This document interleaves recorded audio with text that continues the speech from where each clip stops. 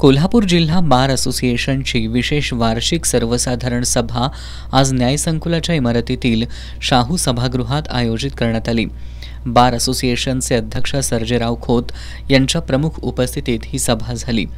मुंबई उच्च न्यायालयाचे circuit bench कोल्हापुरात स्थापन करण्याबाबत मुख्य न्यायमूर्ती यांची मुख्यमंत्र्यांसोबत बैठक झाल्यानंतरच अंतिम निर्णय घेण्यात येईल, असं मुंबई उच्च न्यायालयामार्फत कोल्हापूर जिल्हा बार असोसिएशनला कळवण्यात आलंय।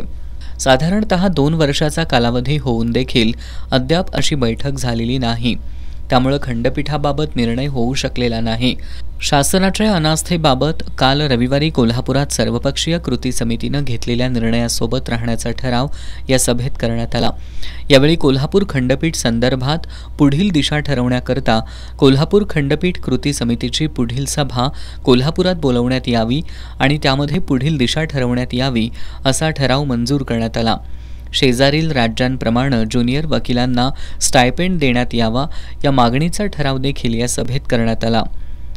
आजच्या सभेतील चर्चेत सदस्य महादेवराव अडगुळे, अजित मोहिते, राजेंद्र किंकर, अशोक पाटील, व्ही.आर. पाटील, विजय महाजन, शिवाजीराव राणे, संदीप कुरणे, आर.बी. पाटील, सतीश खोतलांडे, विजय पाटील, संपत पवार, रणजित गावडे, किरण पाटील, अभिजित खोत, सुभाष मगदुम, जे.व्ही. पाटील, बिपिन दळवी यांनी आपली मतं मांडली।